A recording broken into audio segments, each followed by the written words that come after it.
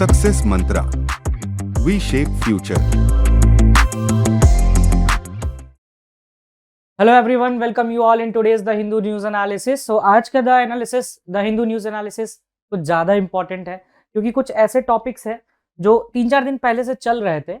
दो I tried कि कुछ ऐसा आए न्यूज़पेपर में जिसको मुझे भी एड्रेस करने में काफी आसानी हो, तो आ ही गया वो चीज। एंड ये कुछ नया नहीं है, जस्ट लाइक कि आजकल हो रहा है, पुराने हैं, ऑर्गेनाइजेशंस का पार्ट है, बस हाइप हो गया अभी के टाइम पे। तो देयर आर चांसेस, कभी दुख होता है आप लोगों का कि सर क्लैट में जो कभी कभार मॉक में जो क्वेश्चंस देते हैं सर, बाकी तो मैच कर जाते हैं, 6 में से 4-5 तो जितना मैंने मैराथन करवाया उसमें से मैच कर जाता है, बट एक आध पैसेज ऐसा होता है जो आउट ऑफ द बॉक्स चला जाता है। सर उसमें से कुछ ऐसा करो कि जैसे 5 में से 2-3 ऐसे बन जाए एटलीस्ट, तो इसके बाद बनने लगेंगे क्वेश्चंस, ट्रस्ट मी।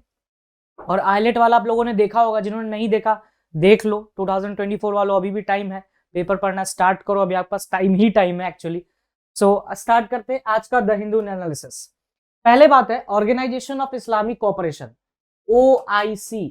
ये 2-3 दिन से न्यूज में है क्योंकि इनके चीफ ने आपको जम्मू कश्मीर में कुछ ऐसे विवादित बयान दिए हैं POK में, जो इन्हें शायद नहीं देना चाहिए। इसको इंडिया ने भी क्रिटिसाइज किया। तो will just look at it, और क्या क्या इसमें एड ऑन करना है वो सब मैं बताऊंगा।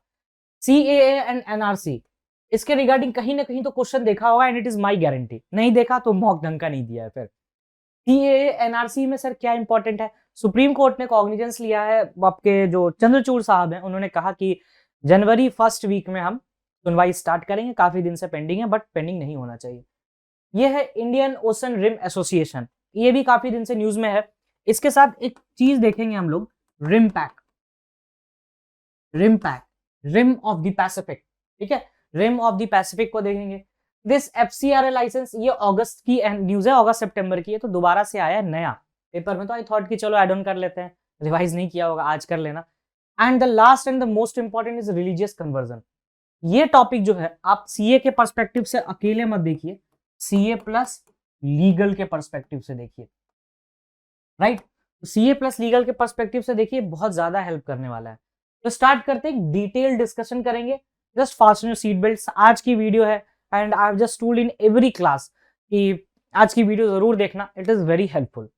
चलिए स्टार्ट करते हैं। First is OIC। What exactly this OIC is sir? तो ऑर्गेनाइजेशन ऑफ इस्लामिक कोऑपरेशन इसका फुल फॉर्म है, ठीक है। अभी एक चीज एडवाइजेबल है कि इसके प्लीज नोट्स बनाने मत बैठ जाना कि पेन पेपर ले लिया नोट्स बना रहे, जस्ट टेक द स्क्रीनशॉट। जितना भी एक्स्ट्रा लिखा जाएगा या इसमें जितना है, just take the screenshot. You will have the access of PPT in the Telegram channel, that's enough. Exam है, फोकस करो एग्जाम पे, नोट्स बनाने पे नहीं, ठीक है। 4 दिन बचे एग्जाम में, स्क्रीनशॉट ले लो और पढ़ लो। OIC फाउंड हुआ था 1969 में, ठीक है। OIC का फर्स्ट चार्टर आया था 1972 में, जिस साल वाइल्ड लाइफ प्रोटेक्शन एक्ट भी आया था इंडिया में। कितने कंट्रीज हैं? 57 कंट्रीज मेंबर हैं इसके। फाउंडिंग है 30। और की bodies of OIC, council of foreign minister, secretariat, Islamic summit और अल क्वाड कमिटमेंट्स। तो ये इसके बेसिकली 4 बॉडीज हैं। कब एडॉप्ट हुआ इसका फर्स्ट चार्टर और कब बना, और 57 member and founding members are 30। तो इतना तो चलिए इसके बारे में बेसिक इंफॉर्मेशन हो गया कि अगर एक आध दो क्वेश्चन आड़ा तिरछा आता है तो कर लोगे। नेक्स्ट देखते हैं इसके बारे में डिटेलिंग कि भाई न्यूज में क्यों है। तो न्यूज में है क्योंकि पहले देखते हैं क्या हुआ था। मिनिस्ट्री ऑफ एक्सटर्नल अफेयर्स ने ऑर्गेनाइजेशन के सेक्रेटरी, IOC के सेक्रेटरी हैं जनरल हिसैन बरहम ताहा साहब आए थे। कहाँ? LOC पे, लाइन ऑफ कंट्रोल का विजिट था उनका, फ्रॉम द पाकिस्तान साइड। मतलब अगर ये LOC का पॉइंट है तो पाकिस्तान साइड पे वो आए थे, ठीक है। ये ब्राहिमिन साहब तो ये आए और इन्होंने कुछ ऐसा विवादित बयान बोला जिससे प्रॉब्लम हो सकता था। तो इंडिया ने कब किया, कहा कि OIC जो है उसने अपनी क्रेडिबिलिटी लूज कर दी है साहब। ऐसे विवादित बयान आपसे एक्सपेक्टेड नहीं थे, जो आपने कहा था। हम तो चाहते थे आपसे रिलेशंस अच्छे करके रखें, बट आपका मूड नहीं है लग रहा। तो ऐसे ऐसे चलिए बयानबाजी हुई। तो ये तो चलिए यहाँ पर स्टोरी समझ गए। व्हाट एग्जैक्टली दिस OIC भी पहले देखा था, 57 ग्रुपिंग्स का है और 30 इसके फाउंडिंग मेंबर्स हैं। ये सब चीजें याद रखना है। 1969 में स्टैब्लिश हुआ और पहला इसका जो चार्टर है वो 1972 में एडॉप्ट किया गया था। और इसका जो एडॉप्शन हुआ था, मतलब ये जिस टाइम स्टार्ट हुआ था उस टाइम पे यहाँ का आपको जो ये था किस समिट में हुआ था, दैट वाज द रबाता समिट। याद रखना है ये चीज, रबात मोरक्को, रबात मोरक्को बहुत अच्छे से याद रखना, ये इंपॉर्टेंट है यहाँ पर। चलिए आगे देखते हैं भाई, इसमें और क्या क्या बातें हैं जो हमारे पढ़ने के लिए इंपॉर्टेंट है। It endeavours to establish the solidarity among member states, support restoration of complete sovereignty and territorial integrity of any member state under occupation, protect करता है और डिफेंड करता है इस्लाम के डिफेमेशन को, और प्रिवेंट करता है growing dissension in the Muslim societies and work to ensure that member states take a united stand on the international stage. देखो अगर इसके बारे में क्रक्स जानोगे, रटना इसको बिल्कुल भी नहीं है, ये वैसे भी तुम्हारे नॉलेज के लिए है केवल बस कि ये किस लिए काम करता है। अगर एग्जाम में आता है तो यही सब रहेगा, पैसेज में क्वेश्चंस आपसे पूछे जाएंगे। तो ओआईसी का सर काम क्या है? तो इसका ओआईसी का काम सिंपल है, नाम क्या है, ऑर्गेनाइजेशन ऑफ इस्लामिक कोऑपरेशन। तो जितने भी इस्लामिक कंट्रीज हैं उनको प्रोटेक्ट करना, ये तय करना कि इनके बीच में डिफरेंसेस अराइज ना हो जाए कोई इंटरनेशनल फोरम पे, इनको यूनाइट करना बेसिकली ओवरऑल इसका एक बहुत इंपॉर्टेंट काम होता है। OIC has consultative and cooperative relation with the UN. तो ये बड़ा इंपॉर्टेंट है, अगर आपसे क्वेश्चन आ जाएगा कि ओआईसी जो है उसके यूएन से कोई रिलेशन नहीं, तो बॉस है वो कंसल्ट करता है और कोऑपरेट भी करवाता है यूएन से। अब आते हैं हाउ डज ओआईसी फंक्शन। तो इसके ना समिट्स होते हैं, इस्लामिक समिट, इस्लामिक समिट्स होते हैं इसके। इसमें होते हैं किंग्स, सऊदी के किंग्स, फिर head of state is the supreme authority of the organisation. इस ऑर्गेनाइजेशन का सुप्रीम अथॉरिटी कौन होगा? अगर किंग है तो किंग है, नहीं तो अगर कोई हेड ऑफ द स्टेट है, प्राइम मिनिस्टर, प्रेसिडेंट है, ये सब है तो वो होंगे। ये हर 2 साल पे होते हैं भाई साहब, ये इंपॉर्टेंट है, ठीक है, हर 2 साल पे होते हैं। It deliberates tax policy decisions and provide guidance to the issue relevant to the organisation. ये इसका फंक्शन है। तो आपको क्या क्या याद करना है? तो ये याद होना चाहिए कि हेड ऑफ स्टेट और किंग्स, इसको देखते हैं। स्टेटमेंट वाइज में क्वेश्चन आ सकता है। 2 साल के लिए इनका रहता है, हर 2 साल पे ये लोग मिलते हैं आपस में, इस्लामिक समिट। यूएन के साथ कॉपरेशन है, 1969 में बना था, मोरक्को का समिट था, 1972 में चार्टर एक्सेप्ट हुआ था। टोटल मेंबर्स याद कर लो और फाउंडिंग मेंबर्स है 30। बस बहुत आसानी से मैंने यहाँ पे क्रक्स समझाने की कोशिश की एंड आई होप कि क्लियर हो रहा होगा। और लास्ट में बताना कमेंट सेक्शन में अगर कोई डाउट है। और हाँ, एक चीज और इंपॉर्टेंट, आज मैंने रफली 10 क्वेश्चंस डाले एंड आई एक्सपेक्ट कि आप उनको करोगे। The council of foreign ministers in the chief decision making body and meets annually to decide how to implement the OIC general policies। तो देखो 2 तरह से आ सकता है। OIC की मीटिंग जो होती है वो 2 साल में एक बार होती है, हर 2 साल पे मिलते हैं। तो सर ये एनुअली क्या था? तो सर ये एनुअली थोड़ी ना था सबका, ये तो फॉरेन मिनिस्टर्स मिलते हैं OIC के। अब OIC में 59 कंट्रीज है तो 59 कंट्रीज के फॉरेन मिनिस्टर्स होंगे, वो मिलेंगे सालाना, ठीक है। Council also appoints for a period of 5 years. इसका एक सेक्रेटरी जनरल होता है जो अभी भाषण देके गया है पाकिस्तान साइड से, ठीक है, ताना, वो 5 साल के लिए अपॉइंट होता है। Who is the chief administrative officer of the grouping? भाई ग्रुपिंग का वही हेड होगा, ऑब्वियसली जो सेक्रेटरी जनरल होगा वही हेड होगा ग्रुपिंग का। UN members with a Muslim majority can join the organisation. UN का कोई भी मेंबर, इसलिए कहा गया था कि यूएन का इसका कॉपरेशन भी होता है और कंसल्टेशन भी होता है, क्योंकि जो भी कंट्री अगर वो यूएन का मेंबर है और उसकी जो पॉपुलेशन है वो इस्लामिक पॉपुलेशन मेजॉरिटी में है तो वो आईओसी ज्वाइन कर सकता है। इसमें भी किसी भी तरह कोई डाउट नहीं होना चाहिए। The membership is to ratified with full consensus at the OIC council of foreign ministers. The same provision apply for acquiring the observer status. अगर आपको ऑब्जर्वर भी लेना है या मेंबर बनना है, दोनों के लिए सेम चीज है। OIC is financed by the member states prominent to their national incomes. National income के हिसाब से वो फाइनेंस करता है। तो पूछना मत कि पाकिस्तान कैसे फाइनेंस करता है, सर वो पाकिस्तान जाने पाकिस्तान कैसे फाइनेंस करता है, वैसे भी उसके खुद के फाइनेंसेस हिले में, वो इसको ओआईसी को क्या फाइनेंस करेगा। चलिए आगे देखते हैं, what has been the nature of India's relation. क्योंकि इंडिया की तरफ से बयानबाजी हुई है, इंडिया ने भी बोला है, उन्होंने भी बोला है, तो पढ़ना जरूरी है कि इंडिया के क्या रिलेशन है। इंडियाज एसोसिएशन विद 57, इंडिया की आसान रिलेशन नहीं है क्योंकि मुस्लिम कंट्रीज है। वैसे भी जहां पर इस्लामिक कंट्रीज की बात आती है, हमारे रिलेशंस काफी हद तक अच्छे हैं, इसराइल के साथ हमारे बहुत सही रिलेशंस हैं, ठीक है। बट वही बात करोगे आप पाकिस्तान के साथ तो रिलेशन खराब होते हैं, बांग्लादेश के साथ सही रिलेशन है हमारे, है ना। Even though the country has good relation with the UAE, Saudi Arabia के साथ हमारे भी अच्छे रिलेशंस हैं। Its membership and engagement has been constantly challenged by the Pakistan. देखो एक होता है ना कि अगर एक कटोरी में 50 आम है, उस 50 आम में आपके 2 आम सड़े हुए हैं, बाकी सारे अच्छे हैं 48, तो 48 के साथ भी रिलेशन खराब होने ही शुरू हो जाते हैं, कहते तो जल्दी खत्म करो नहीं तो ये भी खराब हो जाएंगे। सेम चीज यहाँ पर भी है, 57 स्टेट्स है यहाँ पर। अब 57 में से यूएई सऊदी के साथ आपका अच्छा एक पाकिस्तान के साथ खराब है, तो देयर आर हाई चांसेस कि बाकी सबके साथ भी प्रॉब्लम हो सकता है, क्योंकि इनके पास एक ओआईसी है। अब 1969 में Islamabad opposition to India participation in the first OIC plenary resulted in the, अब देखो यहीं से ये डिफरेंसेस अराइज होते हैं। ओआईसी की पहली मीटिंग चल रही थी जिसमें पाकिस्तान ने अपोज किया था कि इंडिया का पार्टिसिपेशन नहीं होना चाहिए।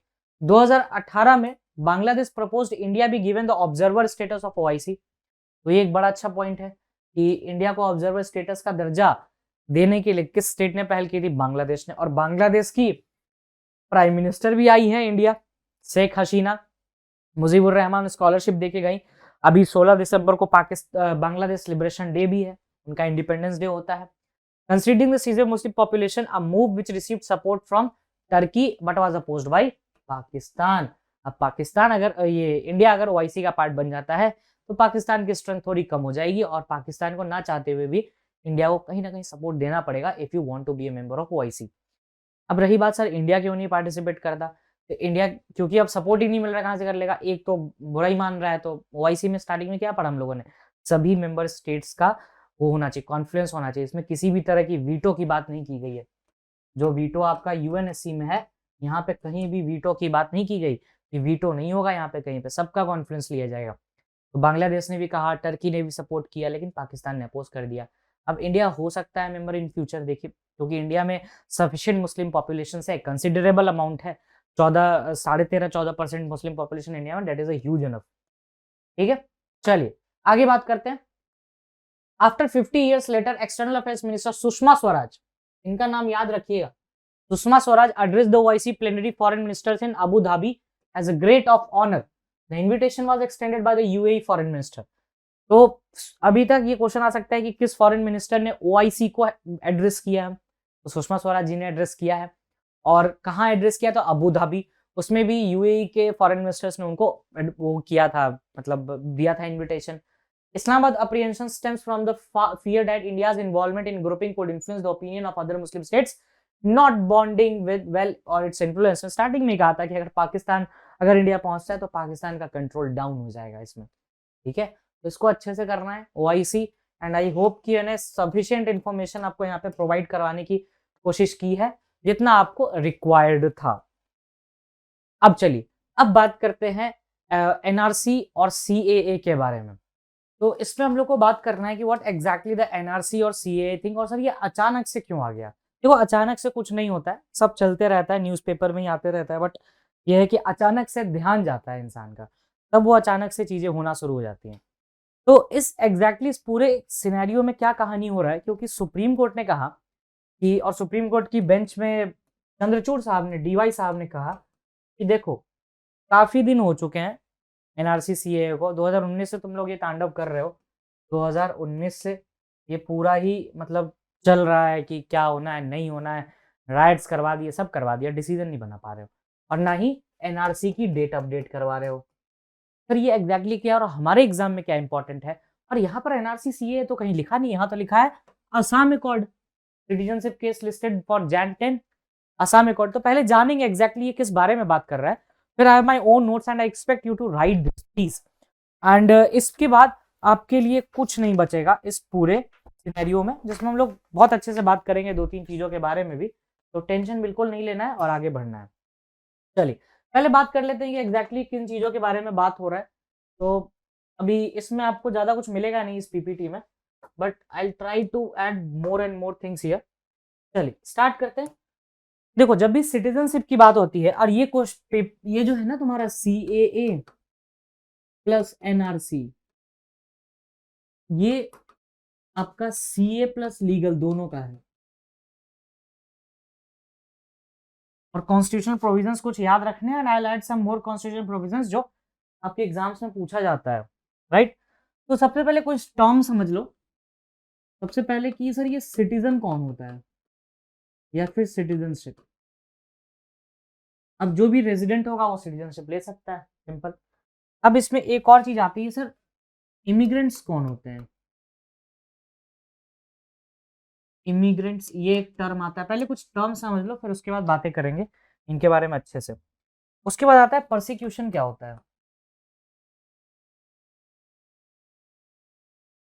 अब यहां से देखना ये चीज डाइल्यूट हो रही है, मैंने ऐसे मन में आया और लिख दिया, ऐसा बिल्कुल नहीं था। देखो सिटीजनशिप वो होता है जैसे मैं और तुम, हमारा आधार कार्ड है, ठीक है, हमारे पास आधार कार्ड है, हम इंडिया के सिटीजन कहलाते हैं, ठीक है, तो ये हो गया तुम्हारा सिटीजनशिप, ठीक है। इमिग्रेंट्स कौन होते हैं? जिनको फोर्सफुली निकाला जाता है कहीं से, जैसे अब डेफिनेशन पूछोगे तो oppressed community, simply oppressed community are immigrants, these are the oppressed community. अब कौन होते हैं ऑपरेस्ड कम्युनिटी, एग्जांपल देख लेते हैं। यूगर मुस्लिम्स जो आपके चाइना से हैं, Rohingyas, these are the oppressed community, जिनको जबरदस्ती निकाला था, भागो भागो भागो yes, I don't need you, these are the peoples of oppressed communities.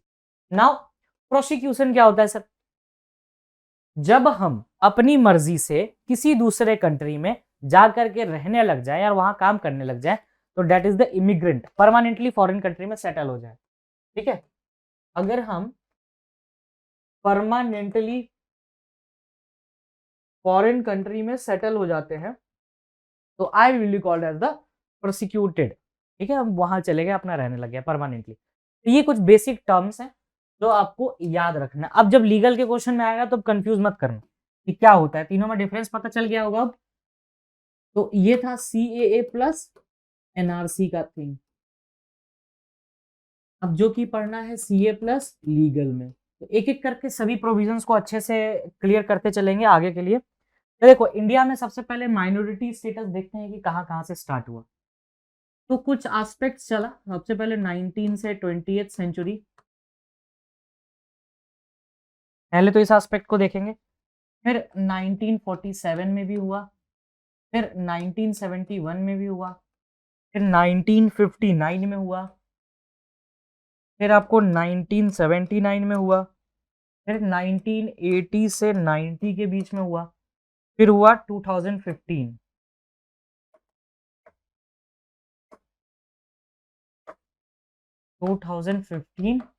Till date. अब ये क्या क्या है सर, ये एग्जैक्टली है क्या ये टर्म्स? देखो ये टर्म्स हैं किस साल इनका परसिक्यूशन हुआ या कौन निकाले गए, कौन बाहर हुए, इन सब चीजों के बारे में थोड़ा सा एक ओवरव्यू देखते हुए आगे बढ़ेंगे ताकि हिस्टोरिकल बैकग्राउंड पता चल पाए। देखो 19th और 20th सेंचुरी में पारसीज का हुआ था इमिग्रेशन, जस्ट वेट, पारसी का। 1947 में पाकिस्तान, ठीक है, पाकिस्तान का उस टाइम हुआ था, तो जिसमें बाहर भी गए थे लोग और अंदर भी आए थे बाहर से लोग, तो दोनों तरफ से हुआ था, इन्फ्लक्स हुआ।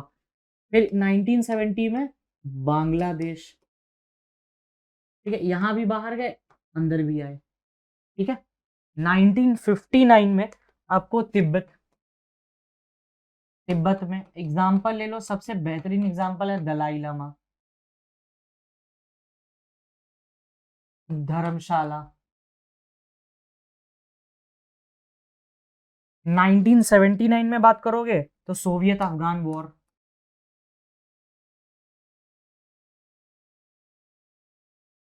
1980-90 में बात करोगे तो श्रीलंका। देखो ना इसी के बीच में तो राजीव गांधी की डेथ हुई थी 1991, LTT, लिबरेशन टाइगर ऑफ तमिलीलम, पढ़ा, याद किया था, कुछ तो याद आ रहा होगा एटलीस्ट। 2015 में रोहिंग्या। तो ये था रिलीजियस परसिक्यूशन या फिर कहो कि माइनॉरिटीज का इंडिया में आना या इंडिया से जाना। तो इसका एक बार स्क्रीनशॉट ले लो, 1920 सेंचुरी में देख लिया, 47, 71, 59, 79, 1980, 90 के बीच में भी देख लिया और 2015 के बारे में भी देख लिया। अब एक बार देखते हैं कि एग्जैक्टली कौन कौन से ऐसे लॉज हैं जो गवर्न करते हैं इस चीज को, ठीक है, कौन कौन से लॉज हैं वो देख लेते हैं पहले। तो वो एक बार यहाँ पे देख लेते हैं लॉज या फिर कह लो कॉन्स्टिट्यूशनल प्रोविजन, ठीक है। अब इंडियन कॉन्स्टिट्यूशन की बात करेंगे। इंडिया कॉन्स्टिट्यूशन जो है वो दो पार्ट में इसको डील करता है। एक है ओवरऑल बात करें तो आर्टिकल 5 से आर्टिकल 11, फिर उसके बाद जब इसको सेग्रीगेट करोगे तो 5 से 9 और 11 ये होता है। सर ये क्या था? देखो बॉस, जब आर्टिकल 5 से 11 देखोगे तो that talks about the citizenship. Article 5 से 11 की बात करोगे, ये आर्टिकल है, आर्टिकल 5 से 11 कॉन्स्टिट्यूशनशिप के बारे में बात करता है कि किसको दिया जा सकता है, कैसे है, नहीं दिया जा सकता, टाइप्स, ये फलाना ढिमका 10 तरह की चीजें हैं उसके अंदर। तो ये आपको बस एक बार गो थ्रू कर लेना है। I am just telling you the provisions. Article 5 से 9 की बात करोगे तो citizenship eight the time of independence की बात करता है कि इंडिपेंडेंस के टाइम पे जो सिटीजनशिप दी जाती है। और ये लॉज की बात करता है, लॉज गवर्निंग प्लस पार्लियामेंट। अच्छा, ये तो बात हो गई कॉन्स्टिट्यूशन की, जो आपको क्वेश्चंस पूछे भी जाते हैं कभी कभी। अब जब ये कर लोगे तो फिर देखेंगे एक बार कौन कौन से एक्ट्स हैं इंडिया में, और क्या क्या इलीगल इमिग्रेंट्स और क्या चेंजेस हैं सीएए और एनआरसी के हिसाब से। Right, just have a screenshot of this provisions, और ये याद करना इंपॉर्टेंट है। एक बार जस्ट गो थ्रू कर लेना। If you have any doubt just mention the comment section, I will surely answer it. Exam के पर्पज से इतना सफिशिएंट है। अब आगे देखते हैं इसमें कि ये कौन कौन से एक्ट्स हैं, एक्ट्स या फिर प्रोविजंस। ठीक है, पहला तो हमारा कॉन्स्टिट्यूशन ही हो गया। कॉन्स्टिट्यूशन में आर्टिकल 5 से 11 है ना, पहला तो कॉन्स्टिट्यूशन हो गया। उसके बाद दूसरे की बात करेंगे तो आ जाता है हमारे पास सिटीजनशिप ऑफ इंडिया एक्ट 1955।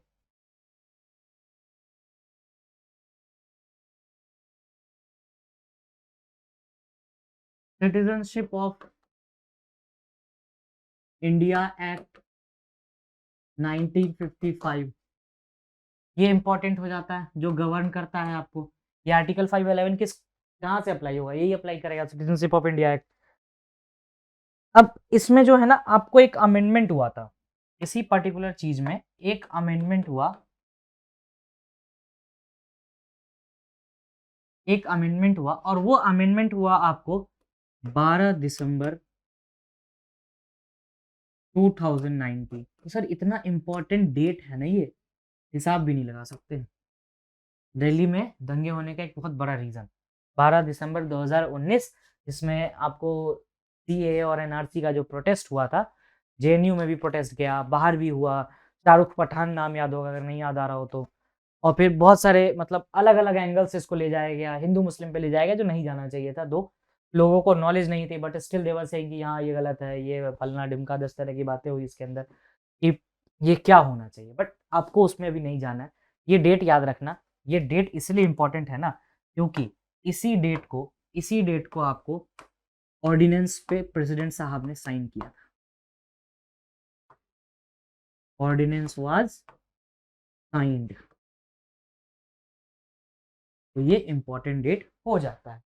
तो ये तो जान लिए एक्ट्स के बारे में। एक तो सिटीजनशिप अमेंडमेंट हो गया और एक कॉन्स्टिट्यूशन हो गया। कॉन्स्टिट्यूशन में कौन सा आर्टिकल देखना है, 5 और 9 और प्लस 11 एज अ सेपरेटर। ठीक है, बस इतना देखना है।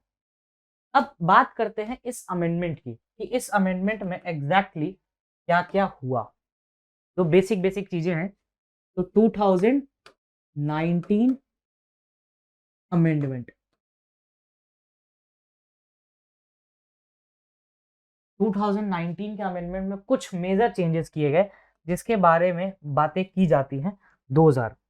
सबसे पहला, अब कंपैरेटिव क्वेश्चन करेंगे यहां पर से कि इलीगल इमिग्रेंट्स,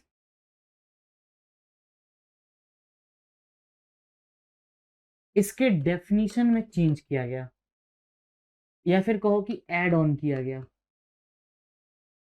इसमें डेफिनेशन में, ठीक है, इसका डेफिनेशन पहले था बिफोर दिस अमेंडमेंट कि कोई भी पर्सन जो इलीगली इंडिया में आया हो is considered as illegal immigrant. Illegal passport नहीं है भाई साहब, या फिर गलत तरीके से इंडिया में आया हो, उसे हम कहते थे illegal immigrants.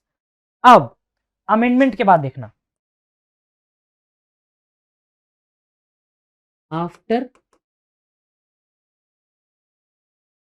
Amendment, after amendment क्या किया गया, इन इलीगल इमिग्रेंट्स वाले पॉइंट को चेंज किया गया। उसमें कहा गया, इन्होंने 3 कंट्री सेलेक्ट की। पहला तो पाकिस्तान, दूसरा बांग्लादेश, और लास्ट इसमें कंट्री थी दैट इज द अफगानिस्तान।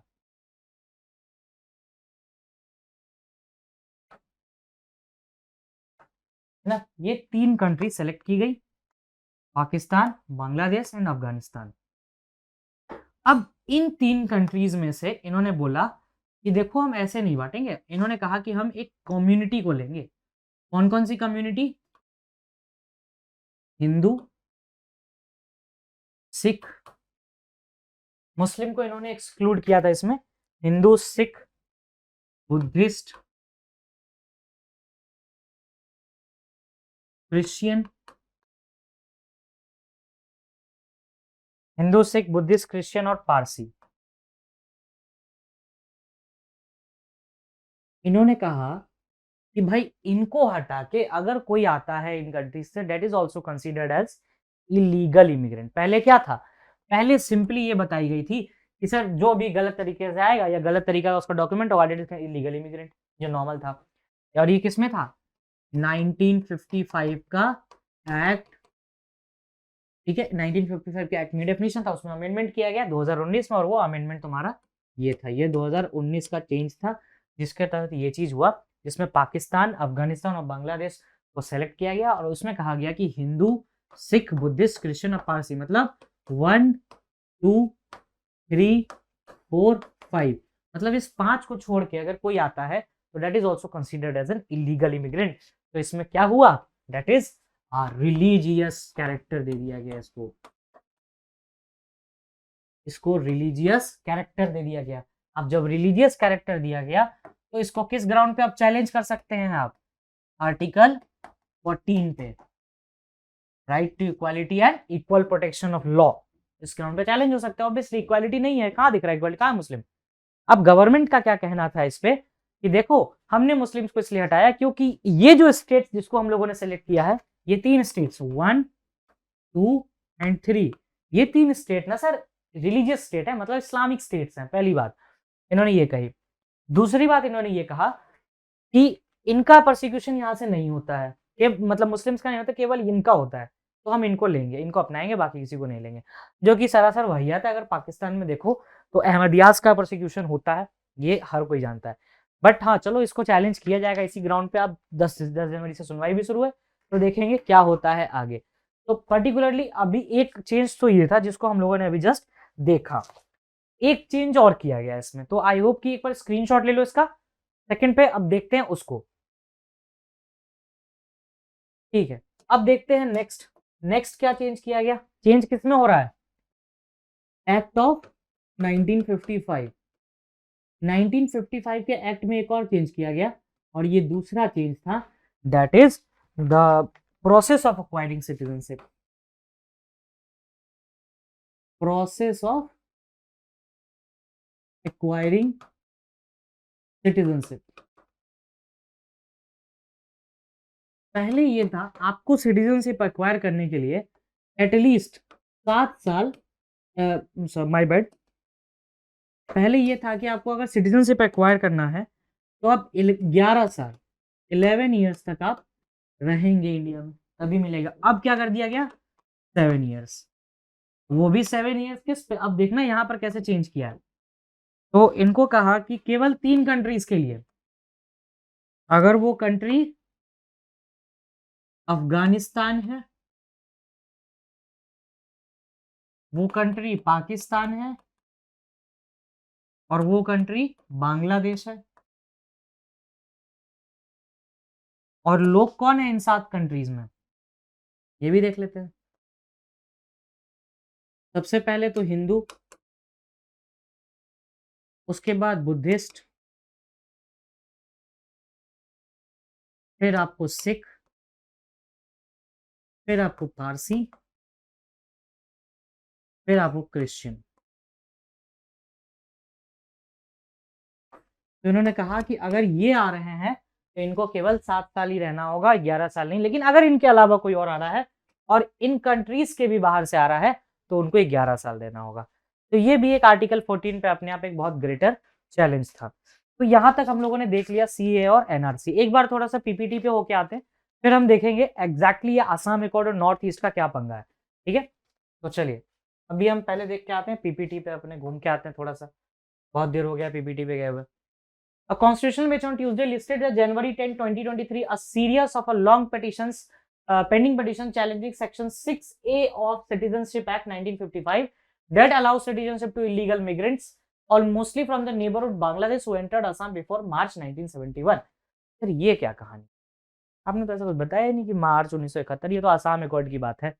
देखते हैं वो भी क्या है, टेंशन बिल्कुल नहीं लेना है। तो अभी तक हम लोगों ने एक पूरा ओवरव्यू देख लिया भाई साहब, ये सीए क्या था, सीए तो नहीं देखा अभी तक एग्जैक्टली, बट हम लोगों ने सिटीजनशिप के सारे क्राइटेरिया समझ लिए और क्या क्या सीए में चेंजेस थे, क्या अमेंडमेंट्स था, ये देख लिया। तो सीए में एक बार और एंटर करने से पहले आई वांट योर अटेंशन कि भाई एक बार देख लो सीए का क्या क्या हिस्ट्री रहा है। It is just a table that you need to follow a bit, right. तो देखो सबसे पहले क्या हुआ 1920s के टाइम पे, अभी हम लोगों ने वो देखा था सीरीज, वो याद रखना। 1920s के टाइम पे ये प्रॉब्लम स्टार्ट होना शुरू हुई थी, ये माइनॉरिटीज का इधर उधर निकलने वाला, ठीक है। इसमें क्या हुआ था,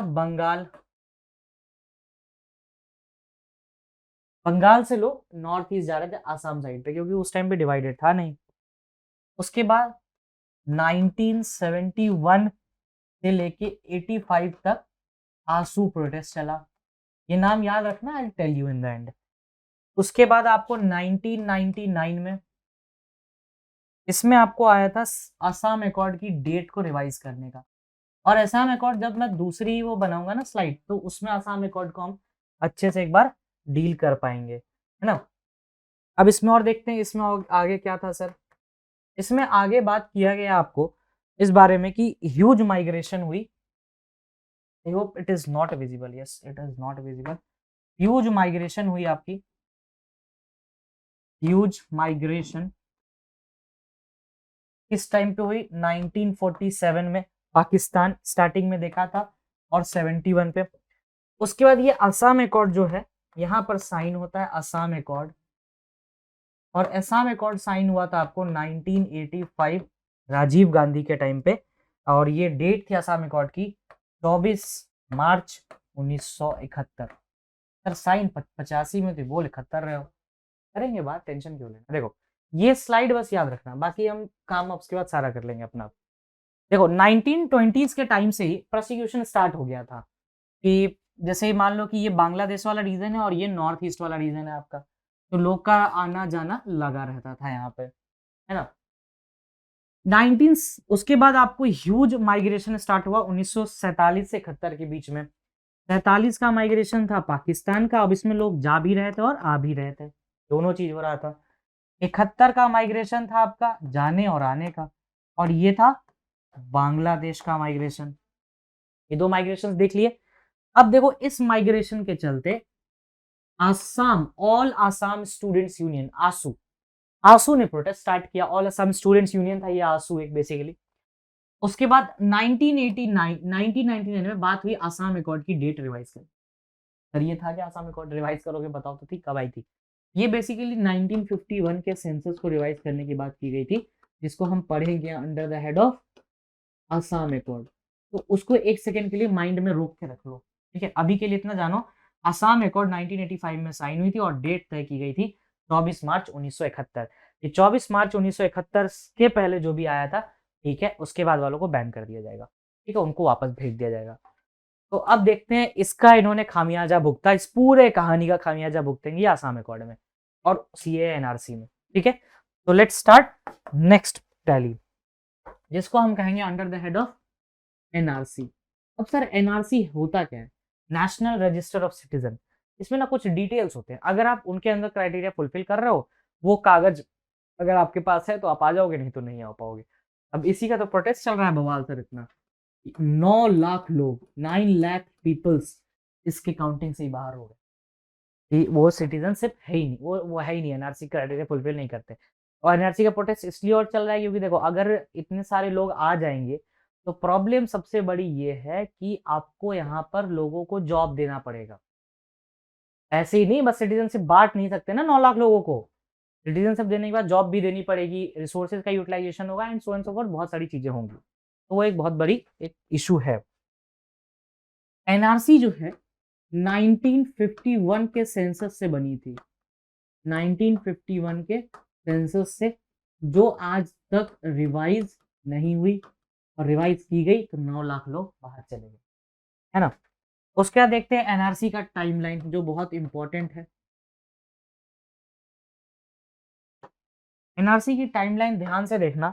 एनआरसी की टाइमलाइन में ये स्टार्ट हुई थी 1951 से, 1951 के सेंसस से। ये तो याद ही रखना है, इसमें तो कोई दो राय नहीं है। उसके बाद 1985 में एक एकॉर्ड साइन हुई थी, और उसमें बोला गया कि 24 मार्च 1971 से पहले जो आया ठीक है, नहीं तो बाहर निकलो, ठीक है। इनमें इन्होंने ये बात कही। अब एक सबसे बड़ी चीज आई है, आफ्टर जो आएगा वो डिपोर्ट कर दिया जाएगा, पहले जो आएगा उसको एक्सेप्ट कर लिया जाएगा, ये बात कही गई। अब ये जो थी बात, ये आपको रिजल्टेंट था आंसू प्रोटेस्ट का। स्टार्टिंग में आंसू पड़ा था, ऑल सम स्टूडेंट्स यूनियन, उसका ही प्रोटेस्ट का रिजल्ट था ये। उसके बाद देखना एक और आता है 1999 में डिसाइड किया जाता है कि हम इसको रिवाइज करेंगे, जो कि नहीं हो पाया। अब आगे देखना कैसे कैसे ये टाइमलाइन चल रहा है, बस एक बार ध्यान से देख लो, पूरा याद हो जाएगा। 2013 में सुप्रीम कोर्ट ने कहा कि रिवाइज कर लो, सुप्रीम कोर्ट ने कहा कि रिवाइज कर लो, लेकिन इन्होंने रिवाइज नहीं किया। और उसके बाद जब किया, माय बैड, इन्होंने रिवाइज कर लिया था 2013। वेट, इसको दोबारा से बनाना पड़ेगा, अगर ये, हाँ रिवाइज, और चलिए किस्मत अच्छी थी, तो इन्होंने रिवाइज कर लिया था इसको 2013 वाले को। जब इन्होंने रिवाइज किया तो 9 लाख पीपल इस लिस्ट से ही बाहर हो गए, 9 लाख लोग ही बाहर हो गए। तो सर कैसे करोगे सिटीजनशिप मैनेज, ये तो पॉसिबल ही नहीं था। Government publish the final draft, और ये फाइनल ड्राफ्ट जो है आपकी पब्लिश हुई थी, ड्राफ्ट जो हुई थी, ड्राफ्ट ये पब्लिश हुई थी आपको 31 अगस्त 2019 को, 31 अगस्त 2019। उसके बाद से सुप्रीम कोर्ट में केस चल रहा है, और इसकी अब डेट आई है 10 जनवरी 2023। ठीक है, इतना कर लो, सफिशियंट है। कसम से इसके आगे कुछ नहीं आएगा तुम्हारे एग्जाम में, कुछ नहीं आएगा। अगर सीए एनआरसी आता है, इतने में पूरा काम हो जाएगा। अगर इतनी कहानी याद रखोगे तो पूरा डिटेलिंग क्लियर है। अब एक चीज और देख लेते हैं। अब एक चीज देख लो कि सीए और एनआरसी में से डिफरेंस क्या है। ये क्वेश्चन आ ही गया होगा दिमाग में अभी तक, अगर कायदे से पढ़ रहे होगे तो। सीए और एनआरसी के बीच का डिफरेंस तो ये देख लो, बहुत आसान है, छोटा सा डिफरेंस है। ये एक लीगल पार्ट है ना, और ये जो है वो आपका ऑपरेटिव पार्ट है। ये ऑपरेटिव पार्ट है और ये लीगल पार्ट है, बस इससे ज्यादा डिफरेंस कुछ नहीं। तो इसका स्क्रीनशॉट ले लो, रख लो, और एक बार पढ़ लेना। वीडियो भी 2 बार देखोगे तो वैसे ही याद हो जाने, कुछ ज्यादा इसमें रॉकेट साइंस है नहीं। चलिए अब देखते हैं आगे अपना फिर से about CA. Entered India on or before CA की डेट क्या की गई। हाँ, अब ये जो डेट थी, पाकिस्तान, अफगानिस्तान, बांग्लादेश से वो जो 5 कम्युनिटी आ रही थी, 6 undocumented non Muslim communities, Parsi, Christian, अच्छा उसमें जैन भी था एक, ये ऐड कर लेना, just I forget to add Jain also. तो जैन भी उसमें थे, तो इस चीज को ऐड कर लेना प्लीज। और ये जो 6 कम्युनिटी थी, इनको बाहर निकाला, इनको कहा गया था कि आप इसमें अंदर आइएगा, और डेट तय किया गया 31 दिसंबर 2014 की। इससे पहले तो ठीक है, हु एंटर्ड इंडिया ऑन और बिफोर 31 दिसंबर 2014, वो आ जाएंगे। तो आपके पास 2 डेट हो गई, एक तो आपके पास सीएए की डेट हो जाएगी, और एक हो गई एनआरसी की डेट। अच्छा, उसमें ये ऐड कर लेना प्लीज, राइट, ये जैन कम्युनिटी ऐड कर लेना, फॉरगॉट टू ऐड दैट। और ये it exams the members of 6 communities from, अच्छा हाँ, ये एक बड़ा इंपॉर्टेंट है, इनको क्रिमिनल केस के अंदर भी एग्जाम्प्ट करता है। ये कुछ ज्यादा ही हो गया भाई साहब, कि फॉरेनर्स एक्ट 1946 और पासपोर्ट एक्ट 1920 के अंदर से भी इसको एग्जाम्प्ट कर देता है। चलिए अब देखते हैं आगे, नेशनल रजिस्ट्रार ऑफ सिटीजन्स, ये भी पूरा देख चुके हैं हम लोग, बस एक बार पढ़ लेना इसको। 1951 का सेंसस था, सभी चीजें मेंशन्ड है उसमें, मैंने मेंशन सब कुछ कर दिया है। दो वो एक भूल गए थे, जैन वाला, वो प्लीज मेंशन कर लेना, ठीक है। और ये मिनिस्ट्री ऑफ होम अफेयर्स देखता है, Assam at present only Assam has such a register and the access may be extended to other states as well.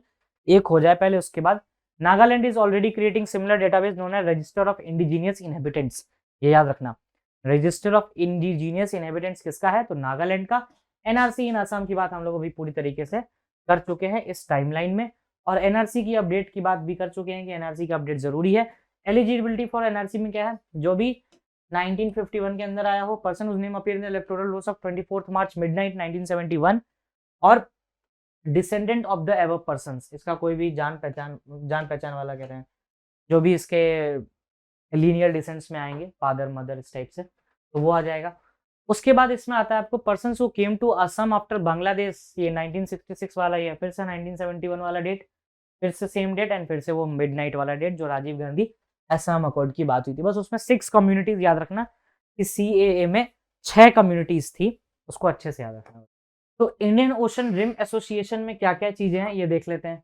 तो 22nd Indian Ocean rim association council of ministers meeting, ये हुई अभी 1-2 हफ्ते पहले ही हुई है, टेंशन नहीं लेना है, आपके क्लैट में आ सकता है। 22nd Indian Ocean rim association की काउंसिल ऑफ मिनिस्टर्स की मीटिंग हुई है, और मीटिंग हुई थी ढाका बांग्लादेश में, ये चीज याद रखनी है। इंडिया की तरफ से कौन गए थे, स्टेट फॉर अच्छा ये चीज याद रखना, ये हर कोई में जयशंकर साहब नहीं जाते, ये एक्सटर्नल अफेयर्स हो गया, जयशंकर साहब चले गए, ऐसा बिल्कुल नहीं है। इसमें गए थे डॉक्टर राजकुमार रंजन सिंह, ये आदमी गए थे, स्टेट से रिलेटेड है ये। और disaster management science and tech, इसके बारे में बहुत सारी बातें हुई इसमें। अच्छा 2 बातें और हुई थी इसमें, आपको लाइफ साइंसेस के ऊपर बात हुई थी, तो वो देखना है, वो इंपॉर्टेंट है काफी, जिसको हम लोगों ने आपको कोप के टाइम पे भी बहुत सारी बातें की थी, यूएनएफसीसीसी के टाइम पे भी। अब आगे देखते हैं कॉमनवेल्थ ऑफ ऑस्ट्रेलिया, इसके मेंबर्स कौन कौन से हैं देखते हैं। Commonwealth of Australia, people's republic of Bangladesh मतलब बांग्लादेश, यूनियन ऑफ कोमोरोस, ये सबके नाम लिखे हुए, प्लीज एक बार देख लेना इनको, एक बार जस्ट देखना, याद मत करने लग जाना कि कौन कौन है इसके मेंबर्स, राइट। चलिए नेक्स्ट देखते हैं इसका स्ट्रक्चर। इसके फॉरेन मिनिस्टर होते हैं हाईएस्ट अथॉरिटी, और चेयर फ्रॉम द नवंबर 2021 से 23। अभी इसका चेयर किसके पास है, बांग्लादेश के पास है। The peoples of Bangladesh took over as chair from November 2021 से नवंबर 2023, यानी अब चेयर चेंज हो चुका है after the United Arab Emirate who led the position in 2019-21। अब बताना कि करंट चेयर कौन होल्ड करेगा इसके बाद। करंट चेयर हो गया आपके पास बांग्लादेश, जो कि 2023 तक है। अब 2024 में कौन चेयर होल्ड करेगा ये बता देना, ठीक है। अच्छा वो सीए में बार बार वो माइंड में आ रहा है कि इसको please just take it into consideration, कि वो पारसी कम्युनिटी वाला पार्ट या ऐड कर लेना, it just slip of my mind. चलिए अब नेक्स्ट देखते हैं क्या है इसमें। ऑन द चैलेंजेस, ये लाइफ के बारे में बताया, इंटरनेशनल ईयर ऑफ मिलेट्स जो 2023 में भी है, 2023 को इंटरनेशनल ईयर ऑफ मिलेट्स में डिक्लेयर किया गया, तो ये 2 पॉइंट्स पे बात करके आए। अबाउट IURA, तो ये पहली बार South African president Nelson Mandela के विजिट के बाद ही आया था 1995 में, और ये 97 में एसोसिएशन स्टैब्लिश हुआ 7 मार्च को, और 8 मार्च को वुमेन्स डे भी होता है इंटरनेशनल, तो वो भी याद रखना है। 23 member states bordering Indian Ocean and 10 dialogue partners हैं इसके। ये रीजनल ट्राइपार्ट है, एकेडमिक बहुत सारी चीजों को उसके कंक्लूड करता है इंडियन ओशन रिम एसोसिएशन। अब इंडियन ओशन के जितने कंट्रीज हैं ना मोस्टली सब आते हैं। अब आते ही FCRA, ये नया नहीं है, फॉरेन कंट्रीब्यूशन रेगुलेशन एक्ट। इसमें गवर्नमेंट ने ये कहा गया है द हिंदू के थ्रू कि 1811 NGO के लाइसेंस कैंसिल किए गए हैं। सर ये होता क्या है, पहले तो कहानी जान लो, ये नया नहीं है। पहली बात है कि ऐसा कोई चीज नहीं है कि ये पहली बार हो रहा है। FCRA इससे पहले भी न्यूज में आया था आपको, जब राजीव गांधी रिलेटेड 2 फाउंडेशंस को बैन किया गया था, क्योंकि उनको कहा जाता है कि चाइनीज गवर्नमेंट से कुछ कुछ फाइनेंशियल सपोर्ट लेते हैं, तो इसलिए उनको बैन किया गया था। FCRA is a very important thing just like electoral bonds, तो एक बार देख लेते हैं इसमें क्या है, सारी चीजें क्लियर हो जाएंगी। अब आते हैं इस पे, ministry of home affairs. Ministry of Home Affairs has cancelled the FCRA license of Rajiv Gandhi Charitable Trust and Rajiv Gandhi Foundation. ये 2 याद रखना है, RGF and RGCT. NGO come under the scanner of July 2020 for possible violation of the Money Laundering Act, the Income Tax Act and the FCRA. आ गया कि भाई पैसा वैसा लेते थे, तो इसके लिए इनको हटा दिया गया। अब देखते हैं कि FCRA एग्जैक्टली है क्या। फॉरेन कंट्रीब्यूशन रेगुलेशन एक्ट जो फॉरेन डोनेशंस को कंट्रोल करता है, ये आपके एनजीओ ऐसे नहीं चलते, ये पैसे आते हैं बाहर से तब चलते हैं। फर्स्ट इनेक्ट कब हुआ था FCRA? 1976 में, इसमें कोई दो राय नहीं है। अमेंड किया गया 2010 में, क्या क्या अमेंडमेंट्स है देख लेंगे। FCRA act implemented by home affairs, implement करता है इसको, इकोनॉमी नहीं। Under the new rules notified in MHA 2015, NGOs are required to give an undertaking the acceptance are not likely to prejudicially affect the sovereignty and integrity of India। 2015 के बाद NGOs को ये बताना पड़ेगा कि आप कहाँ से कितना पैसा ले रहे हो ताकि सॉवरेनिटी और इंटीग्रिटी को इफेक्ट ना हो। अब इससे आप रिलेट कर सकते हो पीएफआई को। उसको तो पीएमएलए के अंदर पकड़ा था और यूएपीए के अंदर कि भाई पैसा वैसा लेते हो बाहर से। अब टेररिज्म है वो कहाँ से फंड होगा? मनी से ही, मनी बाहर से ही आएगी। तो उस चीज के रिगार्डिंग एमएचए ने कहा कि वो मेरे थ्रू जाना चाहिए, मिनिस्टर ऑफ होम अफेयर्स ही उसको देखेगा। प्रोविजंस देखते हैं इस एक्ट के क्या क्या है भाई साहब। प्रोविजंस देख लो। टू इसमें है कि आपको एक बैंक अकाउंट ओपन करेगा। अब एसबीआई अकाउंट में ही आपका अकाउंट होना चाहिए, एसबीआई बैंक में, और एसबीआई के दिल्ली ब्रांच में आपका अकाउंट होना चाहिए। These funds can be utilise only for जिसके लिए लिया जा रहा है। रिसीवर्स को भी एनुअल रिटर्न्स फाइल करना होगा कि भाई कितने पैसे ले रहे हो आप, कहाँ से ले रहे हो, किससे ले रहे हो, सब चीज डालना पड़ेगा। एफसीआरए का टाइमलाइन देख लो, 1976 में स्टार्ट होता है। नॉन प्रॉफिट ऑर्गेनाइजेशन मैंडेटरी किया गया 1984 में। फिर आपको 2010 में एक एक्ट अमेंडमेंट पास होता है जिसमें की चेंजेस ये थे कि earlier payment reduce 5 years to subject to renewable, कि हर 5 साल के बाद आपको रिन्यूअल कराना है अपना लाइसेंस। उसके बाद 2020 में एफसीआरए अमेंडमेंट बिल 2020 लाया गया जिसमें ब्रॉडली डिफाइन किया गया कॉन्ट्रीब्यूशंस को। कौन नहीं ले सकता है? तो जजेस, पॉलिटिशियंस और journalist and member of legislature और नेशनल पॉलिटिकल नेचर, ये सब नहीं ले सकते। ये बेसिकली एक आइडिया है, एक बार देख लेना अच्छे से। इसमें कुछ ऐसा रॉकेट साइंस है नहीं कि वो नहीं है, ये नहीं है। रजिस्ट्रेशन एफसीआरए, तो किसी भी तरह से रजिस्टर करा सकते हो। एमएचए को रजिस्ट्रेशन 90 दिन के अंदर करना पड़ेगा कंप्लीट। नेक्स्ट, वंस ग्रांटेड, ये 5 साल के लिए वैलिड होता है। 5 साल के बाद आपको रिन्यूअल कराना पड़ेगा। जैसे कि आज हो गया 14 दिसंबर 2022, तो 2027 14 दिसंबर तक वैलिड होगा और उसके अंदर हमको 6 महीने के अंदर अंदर हमको दोबारा करवा लेना पड़ेगा, नहीं तो एक्सपायर कर जाएगा रजिस्ट्रेशन। अगर रजिस्ट्रेशन सस्पेंड होता है या कैंसिल होता है तो registration can be for the range of reasons in the opinion of central government. Once it cancelled is not eligible for re registration for 3 years, तो आप 3 साल तक के लिए रजिस्टर नहीं करा सकते हो। तो ये इसमें कुछ बेसिक चीजें हैं जिसको आपको फॉलो अप करते रहना है। एफसीआरए प्लीज पढ़ लेना। एनआरसी में प्लीज वो सीएए में जैन कम्युनिटी ऐड कर लेना अपने तरफ से। अपने तरफ से क्या इसमें ऐड किया ही हुआ है पीपीटी में, but I forget to add at the time of presenting on the black board, but please add it on. Rest जितना अभी तक देखा है उतना आई होप कि क्लियर होगा। एंड जितना भी डाउट हो just mention in the comment section, you can just mail me, I will surely answer it. और एक चीज और कि देखो, नवंबर की मैराथन की बात हो रही है, तो इट्स नॉट द टाइम कि अब मैराथन रिलीज किया जाए। इट्स 14 ऑलरेडी, 3 दिन बचा है पेपर में। I have release the topics, the 46 topic, it is the most basic topics that you can cover. और नवंबर की एक बार देख लो यार, पीपीटी पूरा खत्म कर लो। एवरी डे वो वीडियोस रिलीज हुई है। अगर आप बात भी करोगे तो वो मैराथन से बेटर है कि आप वो देख लो नवंबर की, क्योंकि वो डेली हुई है। और कुछ सेलेक्टिव पढ़ना है नवंबर में, ऐसा नहीं है कि पूरा ही नवंबर पढ़ के जाना है आपको, क्योंकि जब पेपर बना भी होगा तो लास्ट नवंबर तक वाइंड अप हो गया होगा। ये टॉपिक्स पहले की हैं टॉपिक्स, तो फर्स्ट वीक ऑफ दिसंबर तक कवरेज चाहिए। नवंबर की वीडियोस प्लीज देख लो, अभी भी टाइम है। टॉपिक्स उसमें मेंशन है, just ask me, I will share the every links. तो कोई भी डाउट आए इस सेशन में तो please mention, I will surely address your doubts. अब आते हैं रिलीजियस कन्वर्जन। ये बड़ा हो रहा है आजकल रिलीजियस कन्वर्जन, सुप्रीम कोर्ट भी बोल रहा है। तो न्यूज में देखते हैं क्यों है। Supreme court recently said that while charity is welcome, it's purpose should not be convert the gullible.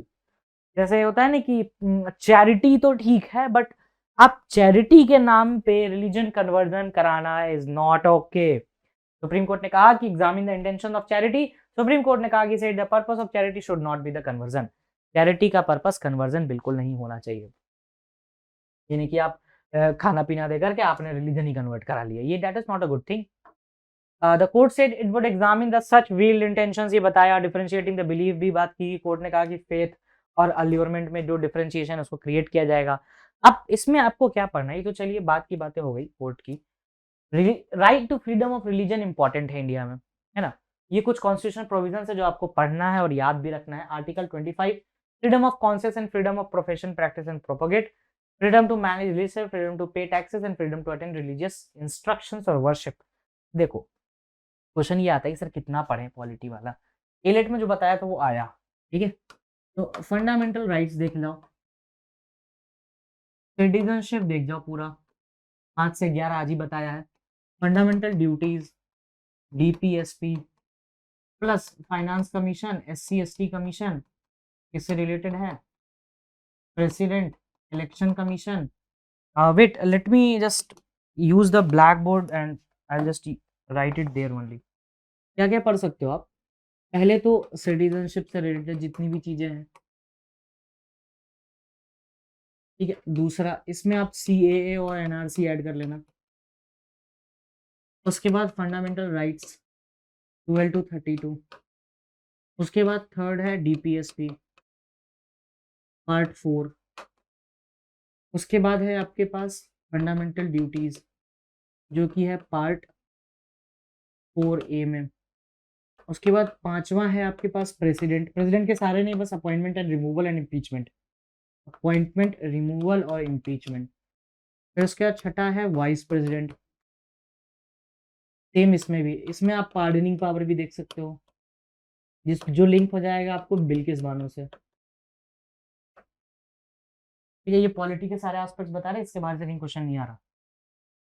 6 topic यहाँ पे हो गए। सातवां आप देख सकते हो फाइनेंस कमीशन। ठीक है, फाइनेंस कमीशन जब देख लोगे तो उसका देख लेना SC/ST और SC/BC, backward classes and schedule classes. SC/ST commission, SC/BC हो गया एंड SC/ST ये हो गया। उसके बाद 8वां देख लेना कि सुप्रीम कोर्ट के बारे में, सुप्रीम कोर्ट के रिलेटेड आर्टिकल्स। 9th आप देख सकते हो स्केड्यूल्स, तो देख के ही जाना,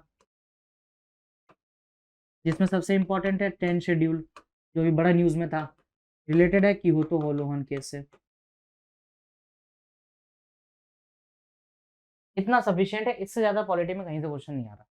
और जितने भी मॉक्स दिए होंगे अभी तक आप लोगों ने, उसमें यहीं से कहीं ना कहीं कुछ आया होगा, राइट। तो इसका स्क्रीनशॉट लेके रख लो and pardon me for my beautiful handwriting and calligraphy. चलिए नेक्स्ट आते हैं। बट राइटिंग जितनी भी हो प्रॉब्लम भाई साहब, थोड़ा अगर कॉपरेट कर लोगे, इट इज माई गारंटी कि एग्जाम में मार्क्स आएंगे। जिन्होंने आईलेट दिया है उनको पता है इसका result. Legislation against the force conversion के अगेंस्ट लेजिस्लेशन क्या क्या है भाई साहब?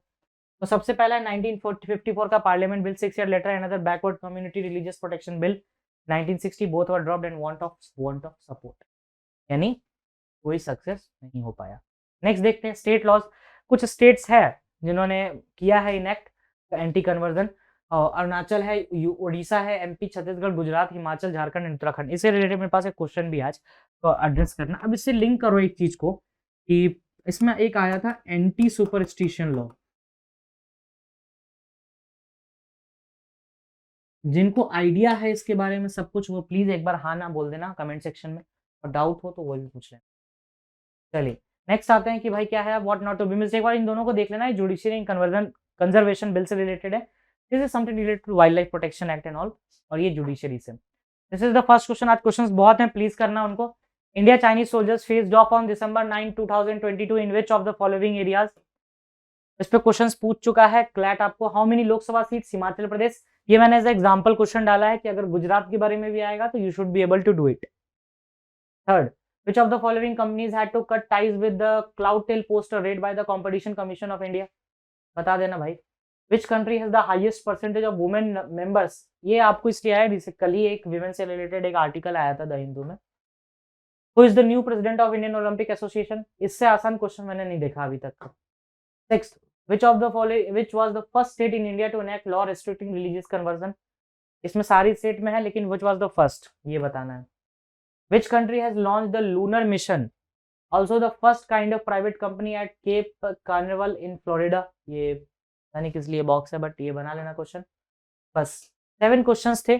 अब इन 7 क्वेश्चंस को अच्छे से कर लीजिएगा और मेंशन करिए if you have any doubt, just mail me, message me, do whatever you want, but crack CLAT. It is a very good examination, simple वो है यार, बस थोड़ा स्ट्रैटेजी फॉलो करना है। इनको अच्छे से देखिए and if you have doubt just mention, I will surely address it. Thank you, that's all from my side.